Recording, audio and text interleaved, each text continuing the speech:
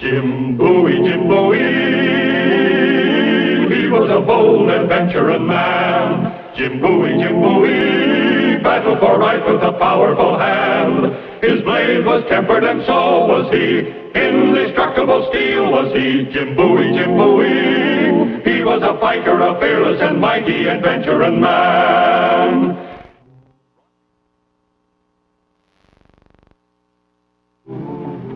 New Orleans in 1830 was legally part of the United States. Illegally, it was any man's city. A whirlpool of intrigue, violence, and murder. And now it had hit me, Jim Bowie. River pirates had made off with $10,000 worth of my trade goods. I wanted them back. A lady I knew had volunteered to help. I was waiting for her. Mademoiselle Dupré, I hope this won't put you in danger. No one saw me, and my coachman is loyal. Very kind of you to help me. No, monsieur. Selfish. I wish to return to France. If you get your goods back, you will be grateful, no? I'll be grateful. What'd you find out? Open, please. I'll only be a moment. Yes, ma'am. Come with me.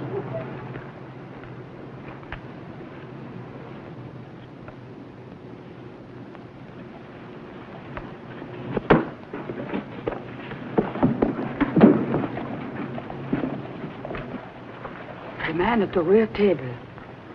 The one with the glasses? Yes, that is Simon Ogilvy. He dines here alone every night, late.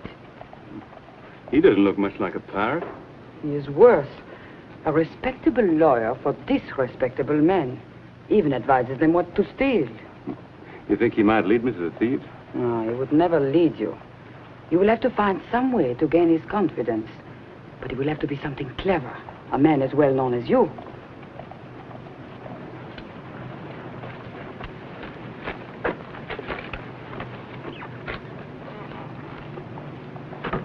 I will come to your hotel as soon as I learn something more. Quickly.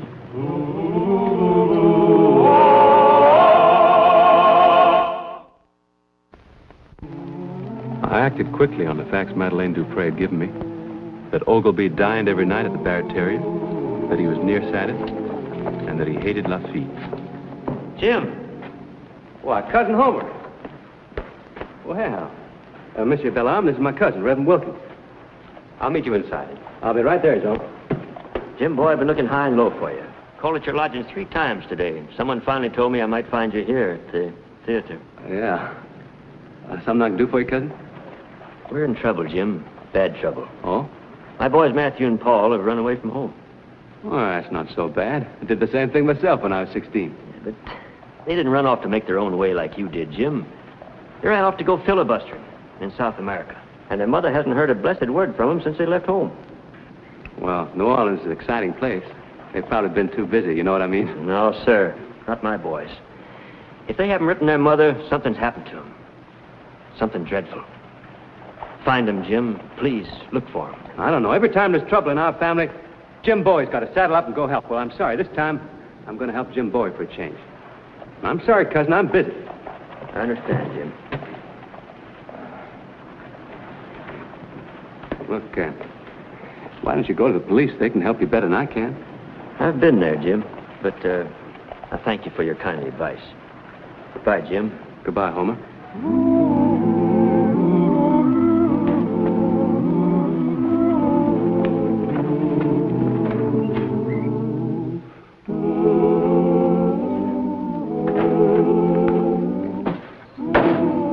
Waiter. Yes, sir. Bottle of Madeira, Sonny. And hurry it up. I got a thirst that's pressing real close to my bad temper. Up to it! Shake a leg! Good. Well, don't stand there gawking, Sonny. Ain't you never seen a real saltwater sailor before? Go on, out of here.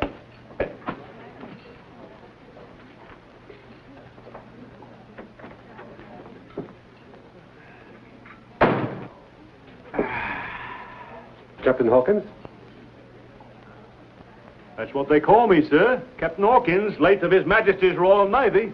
And who might you be? Jean-Jacques Toujours is my name, sir. I have the honor to represent Mr. Jim Bowie. He challenges you to a duel. Jim Bowie? That pigeon-hearted pig? He's calling me out, is he? Give me that card. Now, sir, you may inform that lily-livered poltroon that I'll meet him any time, any place. Go on now, off you go.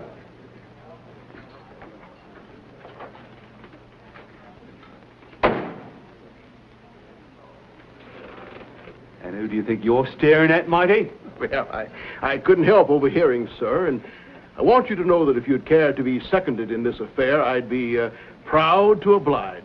Well, that's very obliging of you, sir. Very obliging indeed. And may I have the acquaintance of your name, sir? Ogilvy's the name. Simon Ogilvy, but won't you join me here, sir? Well, I don't mind if I do, sir.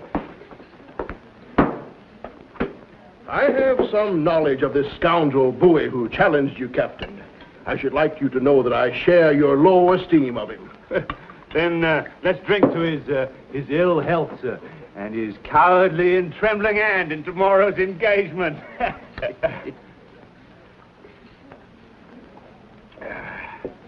And may I ask, sir, what is your particular squall with Bowie? Oh, it's troublesome inquisitiveness. In a word, I find him nosy. Then fret no more, sir. Fret no more.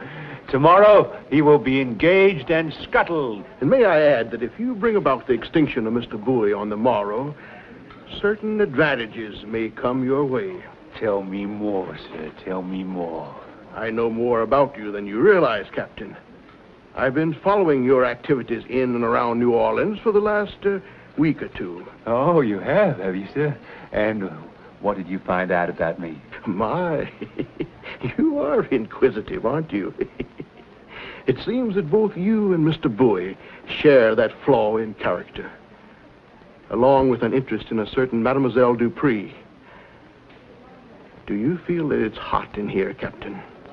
Yes, it is getting a little hot. Then I suggest you take off those ridiculous whiskers, Mr. Bowie. They must be unbearably itchy. Well, dog my cats. That was an amusing try, Bowie. When'd you catch on? I'm a devotee of the drama. I recognize the well-known actor Belle Arm. As a matter of fact, I've been waiting for you ever since Madeline pointed me out to you through the window last night. Has it occurred to you, Bowie, that in the back country from whence you come, your maneuvering might seem less clumsy? I kind of like New Orleans. I don't think I'll leave just yet. Don't let these silken gloves deceive you, Bowie. Let's get to the point, Ogilvy. Who's your employer? Oh, come, my good fellow. Let the curtain stay down. The show's over. It's time the players went home. Somewhere in this city, there's stolen property of mine, which I intend to recover. And how will you recover the fair Madeline? Madeline? She is beyond all conventional means of communication. Persist in this effort, and you may never see her again. There's a steamboat going north in precisely 1 hour. Be on it. And if I'm not? Then we shall take off the silken gloves. Why, look around you, man. This is not a stage. This is real.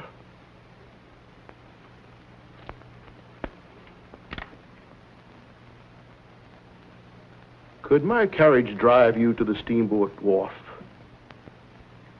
You know, Ogilvy, there's one thing I've learned about you. And what's that? You're as blind as a bat. Put out your glasses! Seize him! Seize him!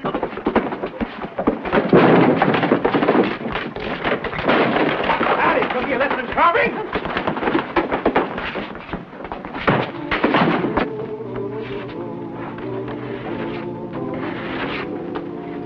Give him some more bruises and take him to his hotel.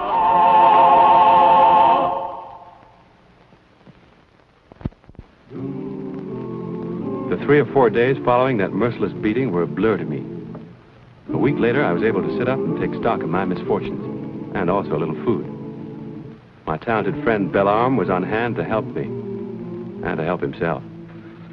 My bill, Mr. Bowie. Itemized and toted up. Oh, thank you.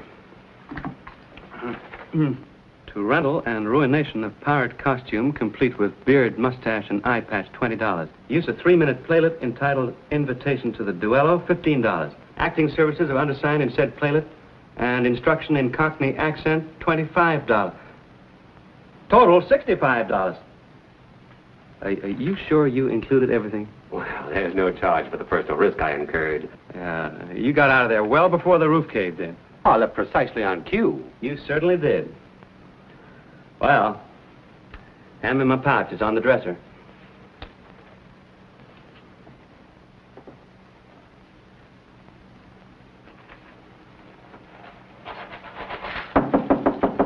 Oh, would you see who that is?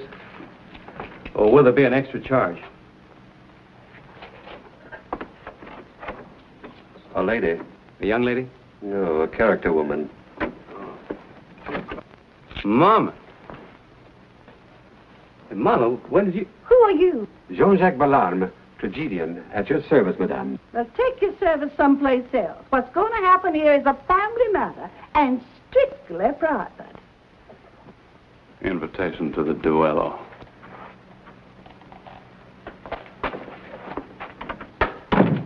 Well, Mama, don't I get a little hug, a little kiss, huh? The way you've been behaving, you're no son of mine, James. What's the matter? What have I done wrong now? Sit right down there. Huh? Sit right down, I'm telling you. Here. I want you to strike that out in your own hand, right there. That name over your brother Reason. And if you don't do it, I will. You mean you want my name struck out of the family Bible? I do. Use the pen. Well, I don't want it taken out. That's an awful thing to do. It's a jot more awful to turn down your kinfolks. Turning down your own family and cousin. You ought to be ashamed, Jim. That's what it is. Cousin Homer, huh? Yeah, and he came to you in a great need, and you turned your back on him. I sent him to the police. Do you think he'd tell his troubles to a stranger? That's what the police are for. Not where we come from. Where we come from, that's what kinfolk are for. But you wouldn't remember that, would you? Because you're too busy consorting up and down this wicked city with stage actors and painted ladies. And you think you're a son of mine. Oh, Mama. Don't have to get upset. Well, can't you see how Cousin Sarah feels about their missing boys? Well, can't you see how I feel about my missing goods? Oh, never mind about your goods. There's a law of God and there's a law of kinship, and you can't turn your back to either of them. Oh, Mama, stop it. No sermons, please. I can't turn my back on $10,000 either. The Lord moves in a mysterious way, and as long as you're right, Jim, he'll reward you. All right, Mama. I'll look for him. I'll start right in. Well, that's better. Mama knew even less than Cousin Homer about where the missing boys might have gone, and Cousin Homer knew nothing. My best possible source of information was Maurice Toulouse, the journalist. All I know is that boys of 16 to 20 arrive by the dozen, filled with hopes of glory and gold in the Army of Liberation. And just why do they aim to liberate? Who knows? Any one of the troubled countries to the south. And do these filibustering outfits ever actually leave the city? I doubt it. But then everything they do is highly secret. Wait. I remember talking with someone. He was grieving the loss of a son to some vague cause. Let's see now. Some shopkeeper.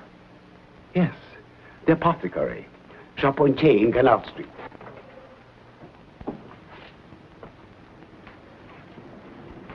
Fight and die on foreign soil? Bah!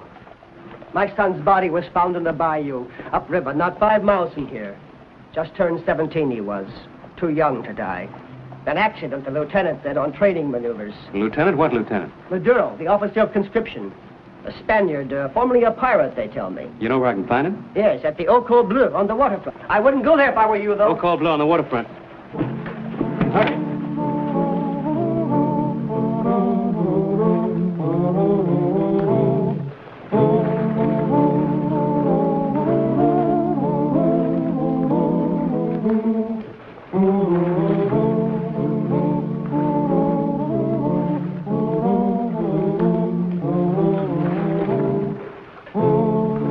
Sure, I'll see you now, Mr. Bowie.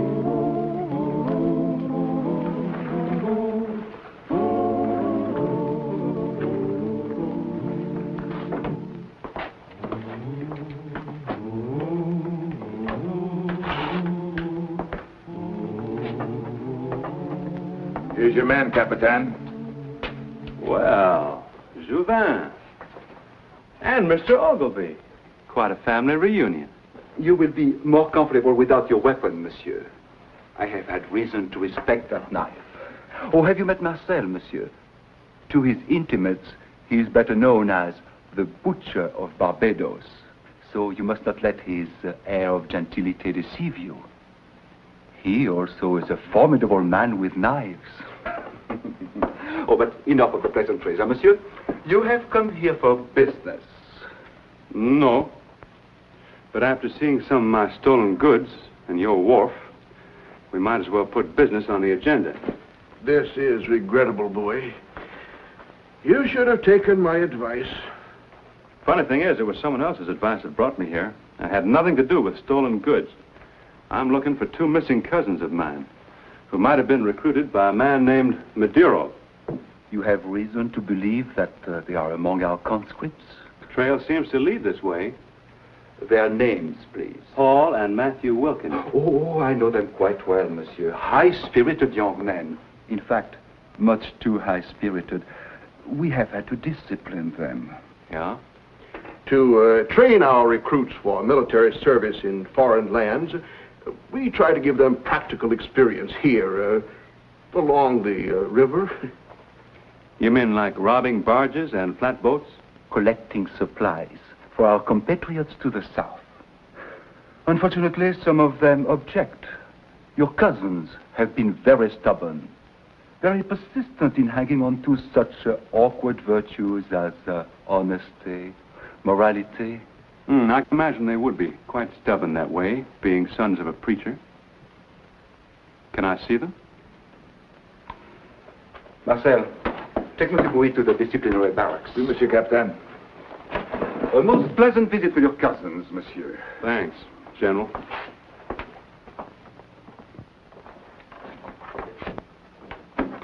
You and your knives are becoming legendary, Mr. Bowie. I'd like to cross blades with you someday. In a friendly way, of course. Yeah, I imagine you could be real friendly with a blade. The Butcher of Barbados, they call me. This way. Didn't you once sail out of Trinidad on a brig called the Starlight? I did. A friend of mine was on that ship, a man called Mark Melville. He met with an accident, as I recall, sir. Yeah. Jailer.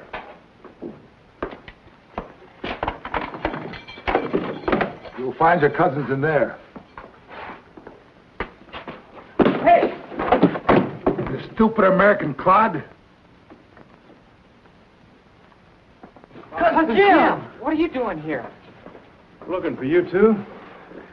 And now that I found you, you don't look so good. Don't feel so good either. Look at our backs, Cousin Jim. They've been whipping us Ooh. like mules. Well, it's no more than you deserve. Running away from your mother, not even writing to her. We couldn't, Cousin Jim. They wouldn't let us. Well, what's this all about? Have you found out anything? They had us collecting goods from the docks. Supplies for the patriots in Venezuela. Then we saw your name on some of it, and we knew better. Oh. What are you grinning about? Oh, well, just something Mama said. The Lord works in a mysterious way, his wonders to perform. And it looks like we're going to have to perform a little wonder ourselves. Any ideas how we're going to get out of here? We've been preparing while we've been waiting. Look. Well, now, look at this. We made a piece of old iron hinge. We all took turns scraping it on the stone sill. Finally got an edge on it. You sure did. Can you use it? I can try. They ever feed you, boys? Twice a day they push in some hog slop. She's walking again. Who is? Miss Dupre. Miss Dupre? Yeah, she's a prisoner like we are. She is she?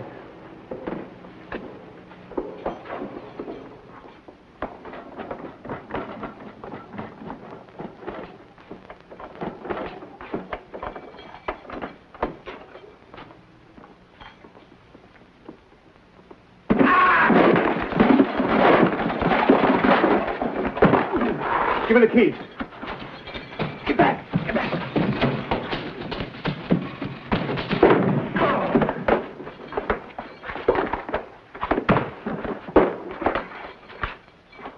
Which way's the stairs? That way. Watch yourselves.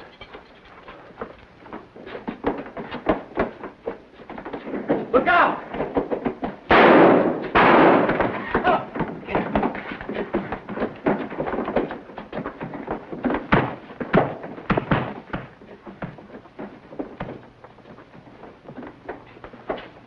Mademoiselle Dupre, Monsieur Bowie. I heard you were up here. Jourdain, the beast. He found out I was trying to help you. I think he intends to kill me. Well, tell me about it later. Let's get out of here. Before you leave, Mr. Bowie, I should like the pleasure of engagement. Knife to knife. It is your own blade, monsieur. I dislike taking unfair advantage. Stand back, mademoiselle.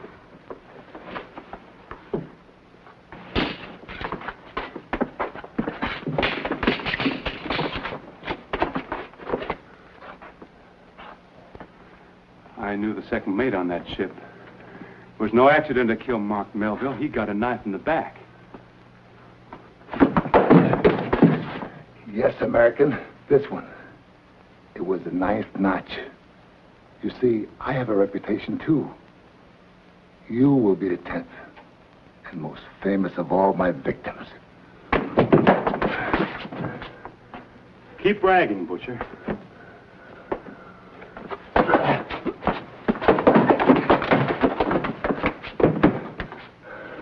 I don't like to take unfair advantage either.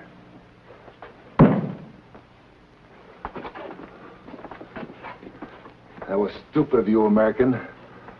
I can so easily break your bones. Come right ahead.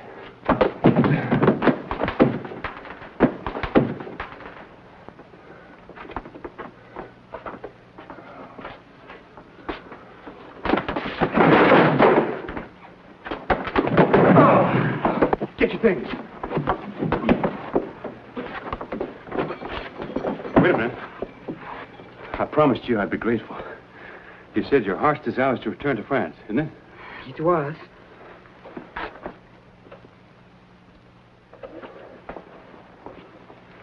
Rubies. They're worth a fortune. I ought to pay your passage back to France. That is only my second choice now. And your first? Don't you know? Really? I'm nothing but trouble, Madeline. Nothing but trouble. You don't believe me? Ask my mother. Better hurry, cousin. Hell, boys. We got him down, but we can't guarantee how long. Well, come on.